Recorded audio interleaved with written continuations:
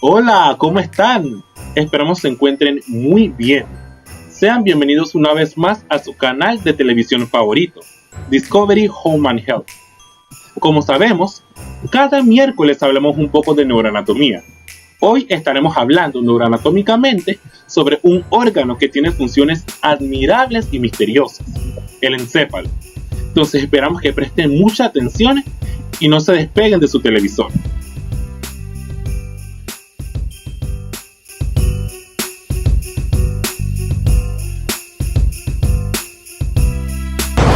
Como manera de introducción podemos decir que el encéfalo forma la parte principal y más importante del sistema nervioso por todos los componentes que lo forman.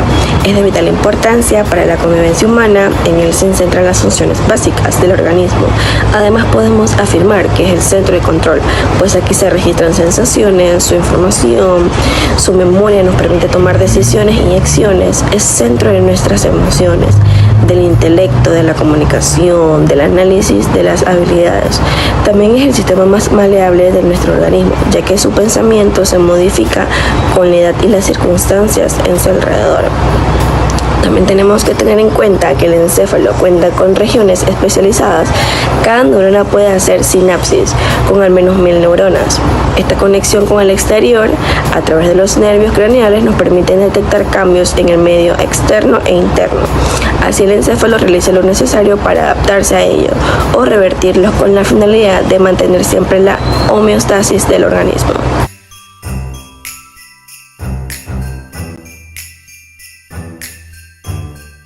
Ok, ahora hablemos del cerebro. ¿Qué es el cerebro? ¿Cómo podemos definir el cerebro? Es importante conocer que el cerebro se puede definir como un órgano complejo que va a estar ubicado dentro del cráneo. Entonces, el cerebro va a gestionar la actividad del sistema nervioso. Es importante conocer también que el cerebro forma parte del sistema nervioso central y va a constituir la parte más voluminosa y conocida del encéfalo. ¿Dónde está situado el cerebro? El cerebro va a estar situado en la parte anterior y superior de la cavidad craneal y este va a estar presente en todos los vertebrados. Dentro del cráneo, el cerebro flota en un líquido transparente llamado líquido cefalorraquídeo, como anteriormente en las clases hemos podido conocer. Entonces, este líquido va a cumplir diversas funciones, entre las cuales se destaca una función de protección tanto físicas como inmunológicas. Muchas veces nos preguntamos, ¿es el cerebro un músculo? Es importante conocer que a pesar de que coloquialmente se diga que el cerebro debe ser entrenado y ejercitado como un músculo para evitar que se atrofie, en realidad debemos tener claro que el cerebro no es un músculo. No está compuesto por miocitos, que son las células musculares, sino que está formado por millones de neuronas que interconectadas mediante axones y dendritas.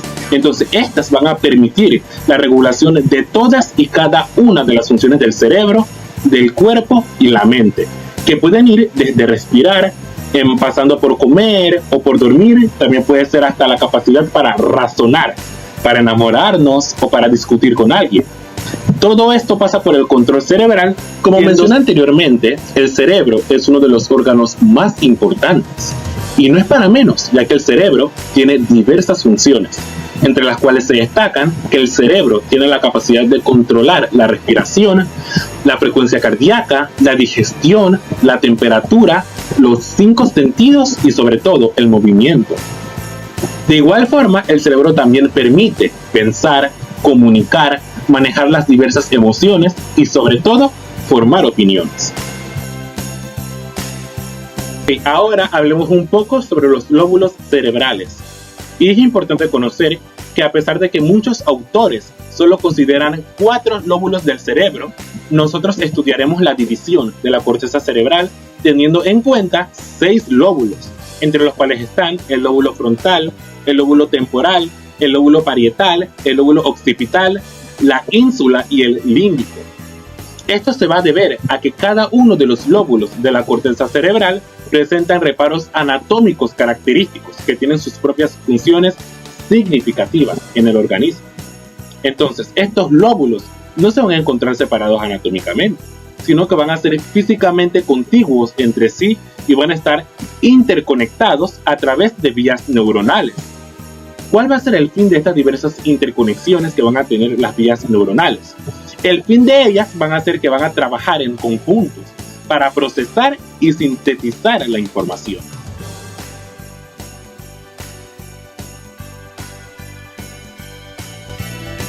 A continuación les hablaré sobre el diencéfalo. El diencéfalo es una estructura parecida, de mitad simétrica, ubicada en la porción caudal del prosencéfalo entre el telocéfalo y el tronco encefálico, en el sistema nervioso central.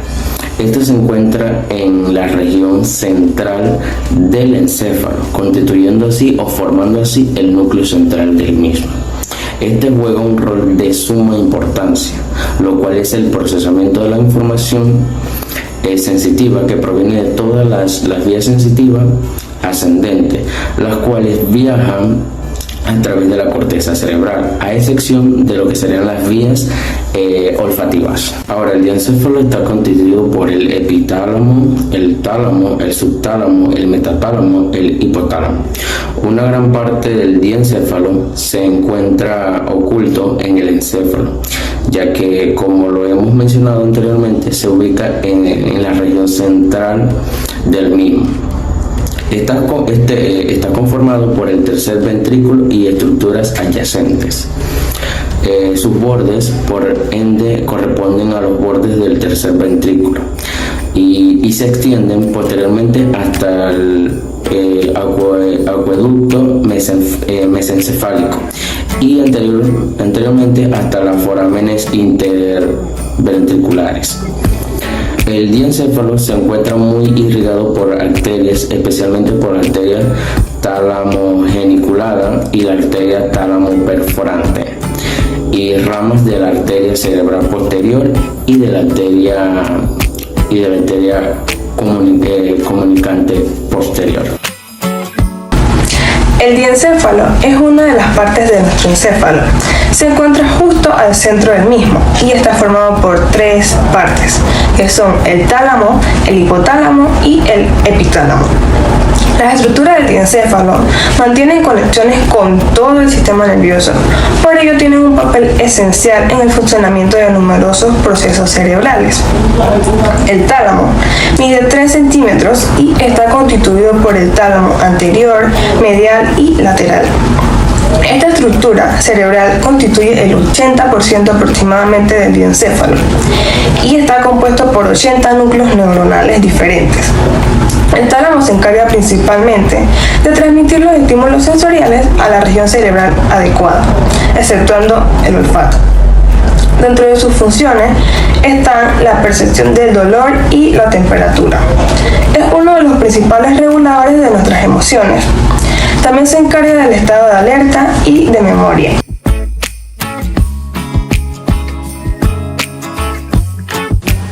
Funciones del hipotálamo. A pesar de su pequeño tamaño, realiza numerosas funciones. Entre ellas están: sintetiza diferentes hormonas como la hormona antidiurética y la oxitocina. También interviene en la regulación de la temperatura corporal, en el control del ritmo cardíaco. Regula la ingesta de agua a través del centro de la sed e interviene en el centro de la ingesta de alimentos mediante el centro del hambre y la saciedad. Asociado a otras estructuras del sistema límbico, afecta a la conducta emocional, a la reacción del miedo, al impulso sexual, a la sensación de placer, cólera e ira.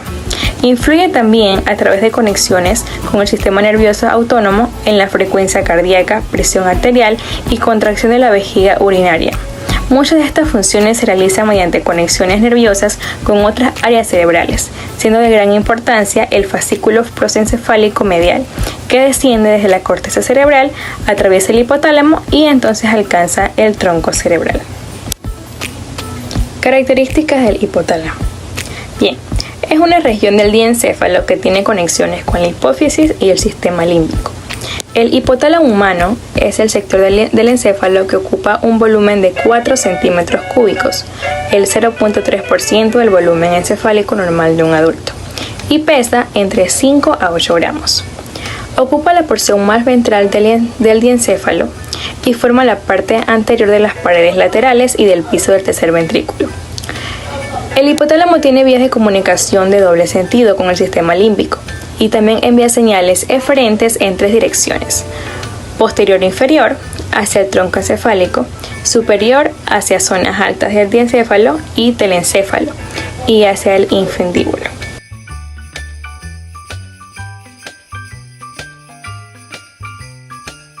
¿Qué es el cerebelo? El cerebelo es una estructura del sistema nervioso central que se encuentra dentro de la cavidad craneal en el tronco del encéfalo, pero en la parte posterior, y este se conecta a través del tronco encefálico por medio de tres pedículos, uno inferior, uno medio y uno superior. ¿Cómo funciona el cerebelo?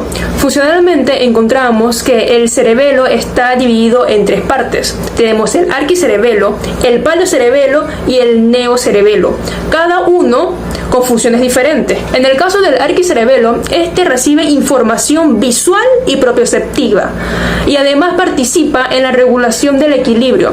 La otra parte, que es el paleocerebelo, interviene en el tono muscular y en la postura, y finalmente el neocerebelo, que trabaja en la coordinación muscular y en diferentes variables del movimiento. Otra información sobre el cerebelo es que para poder cumplir con su función necesita de un circuito funcional que se constituye por un circuito neuronal de los núcleos profundos, que es excitado, y un circuito neuronal de la corteza cerebelosa, que su función es controlar al primero.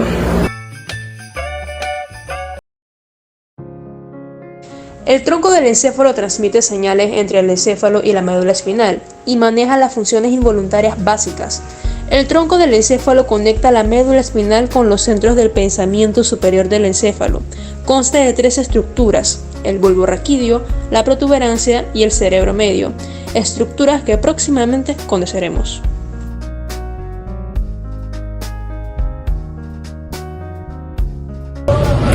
El bulbo raquídeo. El bulbo raquídeo, o también llamado médula oblonga, se encuentra en la nuca entre la médula espinal y el puente del tronco encefálico.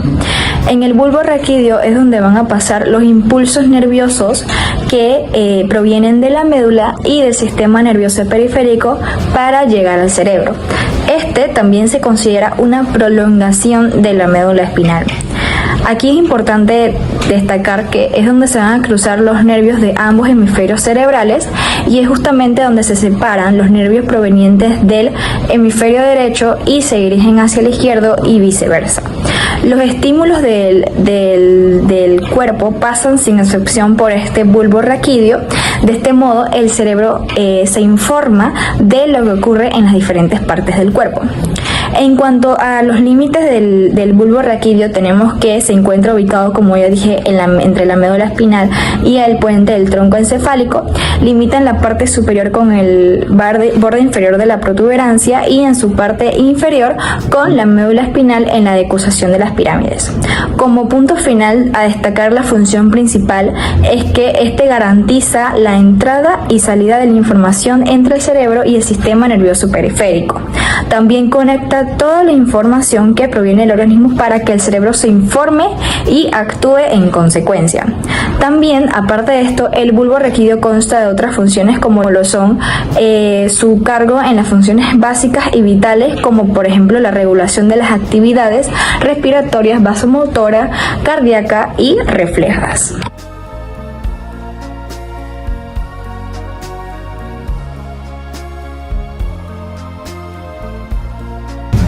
Protuberancia del tronco encefálico. El puente, también conocido como protuberancia, puente anular o puente de Barolio, es una de las tres partes del tronco encefálico, también conocido como tallo cerebral.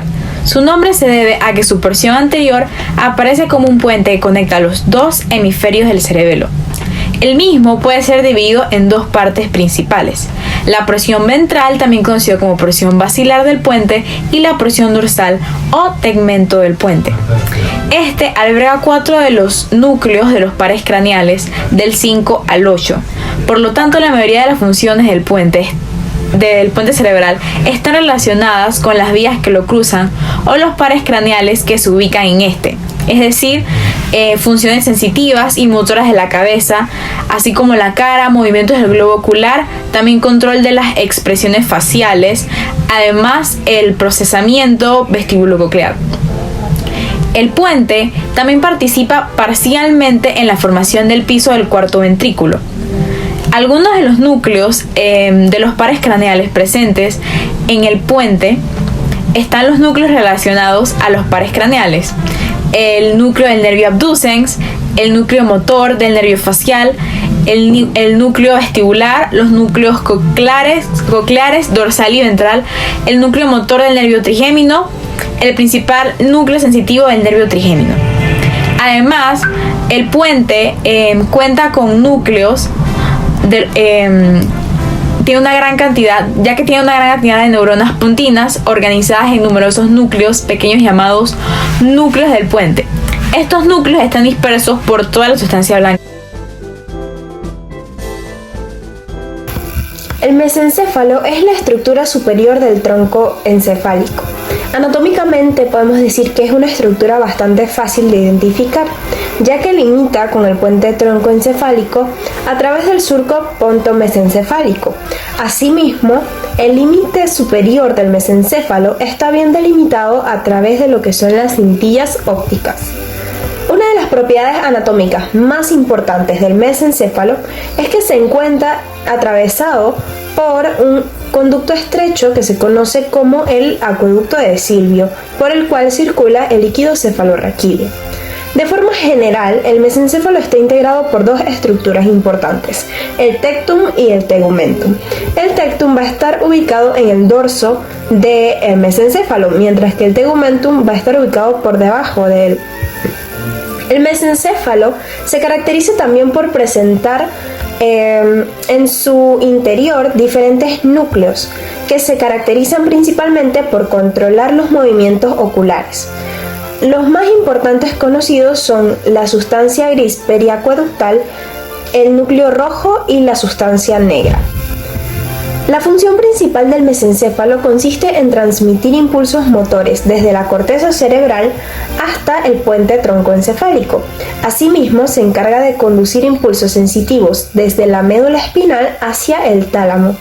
Todo esto se relaciona con la visión, la audición, el sueño, la vigilia e incluso los procesos homeostáticos.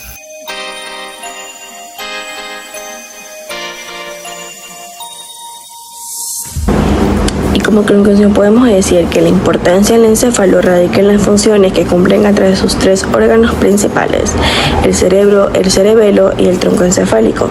La importancia del cerebro está en las funciones de recepción, transmisión y análisis de información, así como la regulación hormonal y de control de glándulas. Estas son de importancia para la vida de todo ser humano. El cerebelo es importante porque de este órgano depende la coordinación del movimiento y el equilibrio. Y finalmente el tronco encefálico es otro elemento que da importancia vital al cuerpo humano, porque es el responsable de la actividad de los pulmones, el corazón y algunas funciones digestivas. Como podemos ver, el encéfalo es básicamente la torre de control de todo nuestro cuerpo. Y adquirir conocimientos acerca de sus partes, ubicación y funcionamiento nos permite a nosotros como futuros médicos reflexionar acerca de su relevancia para la vida y lo mucho que nos falta por entender. Gracias. Have a holly jolly Christmas, it's the best time of the year. Now I don't know if there'll be snow, but have a cup of cheer.